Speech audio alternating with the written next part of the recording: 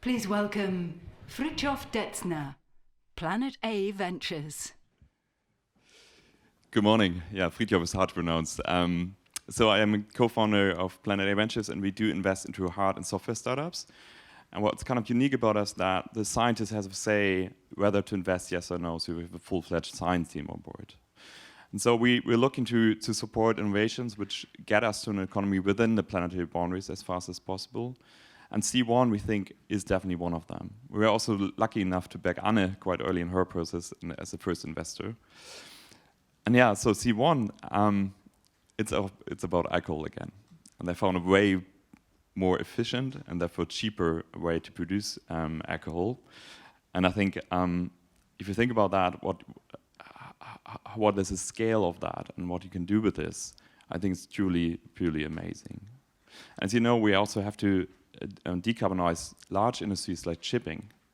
And shipping has been around for such a long time and needs to change. And what's awesome is actually C1 has been able, with the help of supercomputers, to innovate the catalyst, which will bring down the price point of green methanol quite a huge bit.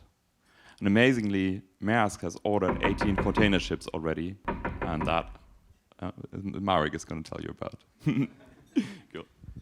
Breaking the wall to green methanol. Marek Czaczynski, C1 Green Chemicals. Hi. Especially today, we understand that the wealth of our society is strongly dependent on cheap electricity and heat. We need it every day, every night, in summer as in winter. So it would be cool to have a solution which supplies the energy, the transportation sector, and the materials industry. This solution has to be, of course, cheap, storable, easy transportable, and of course, it should be flexible. And the best point is that this solution could even based on solar energy, water, CO2 from the atmosphere. So, and this is actually our oil and gas industry. It would be a wonderful solution if there would not be a tiny problem with it. I guess you heard about that. Let's become to our solution. Our solution is the chemical methanol. It is able to replace our fossil resources, and it's such a good a molecule and versatile molecule that even today more than 100 megaton per year is produced of that chemical, and it's a more than a 40 billion market already with an annual growth rate of 6%. But the problem is, of course, the huge CO2 emission which it has now. So it's approximately responsible for 3% of it. But because it's so useful, the whole economy is more and more shifting to a kind of methanol economy. You see it here on the graph and in the applications. Imagine when you turn this production process on renewable resources, you can defossilize all this sector at once. And even better, the potential of this technology is even to decrease the CO2 emissions by approximately 10%. And let me explain you the innovation behind that. So C1 makes this green methanol affordable, scalable, and it has some fundamental advantages to all competing technologies already in the market. Methanol is nowadays produced by hydrogen and CO2. And to go there, you need a catalyst. Since 100 years, the catalyst of the same time is used for this production. We developed, first starting from simulations, a totally new approach which gives us a massive advantage in this production.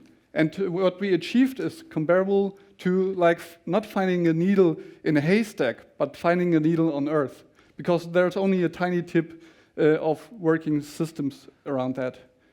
We achieved with our new catalyst to halve the required temperature and pressure for the whole process. You can imagine what this means for a 100 megaton per process.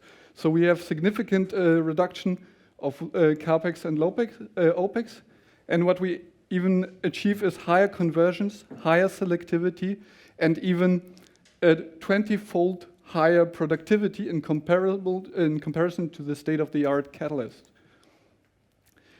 So the journey started in 2017 with the simulations. Then we scaled this process up and up, and the results were so good that we decided this year to found another company to bring this to market as fast as possible.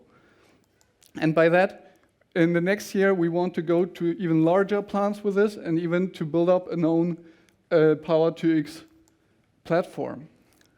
We believe that we are at the very beginning of a new era, which will be called the methanol age. Because with a green, sustainable methanol, we will be able to defossilize the materials industry and the heavy transportation. Not only that, we can use urban waste streams, we can combine it with renewable sources, and we can also use unavoidable CO2 emissions. By our superior technology, we are able to produce the cheapest green methanol. To make it possible, you need an amazing team of different characters and different experts. So we are chemists, engineers, and company builders, and most of us are even serial entrepreneurs.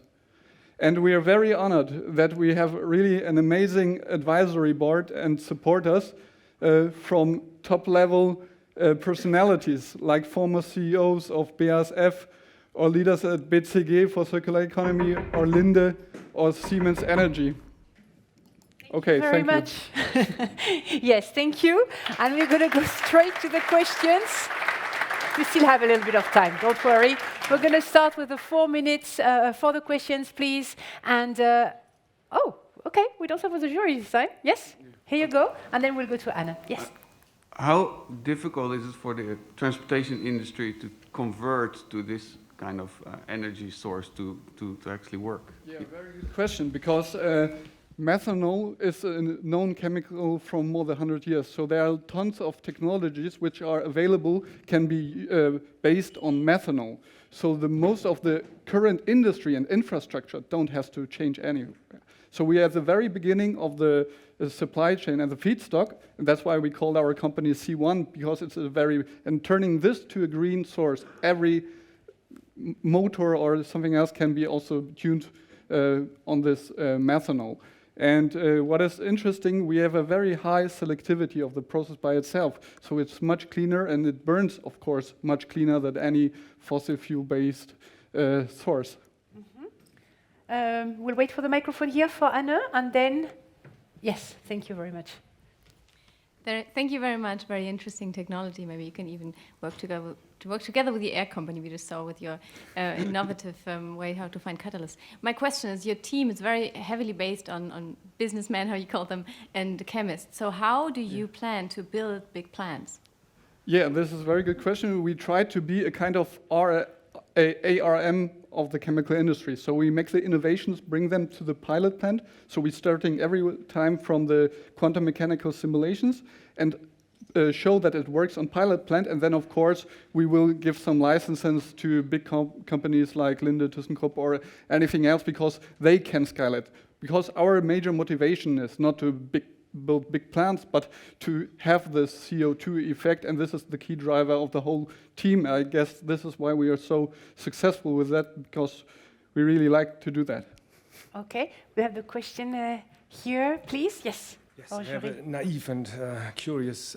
I'm just curious. So, what do you do when you write on your quantum mechanical drawing board? So what is and probably the time is too short, but try to explain a bit how you develop these catalysts. Yeah, it's huge fun. So it's definitely cool because you have all the elements in the periodic system of the table, and you can just check the very fundamental reaction, the thermodynamics, the activation barrier, and from this we were able to screen, by virtual screening, a lot of systems which actually never can work. But we find by this screening technology a space where it could react, and luckily it works very well. So from the idea to the patent, it was effectively few months, 1 or 2 few months. So it's really nothing in comparison when you think about standard innovation times. So yeah.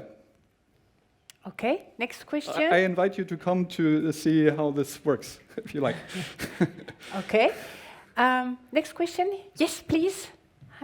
Yes. Did you already license your technology to a corporate or? No, not yet.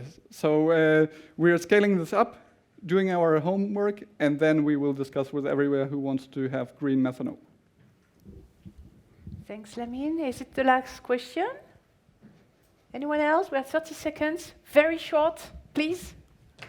Very short. Didn't I just hear someone say that ammonia could also be used as a fuel for ships? And how do I think about the different the major fuels? difference is that ammonia has to be liquefied. So you need a lot of energy to liquefy it, and methanol is by itself a liquid. So for ammonia, you need a new infrastructure, which is not so available. For a liquid like methanol, you can use anything which is available. Thank you very much. And yes, and I'm going to go to the next one already. Thanks.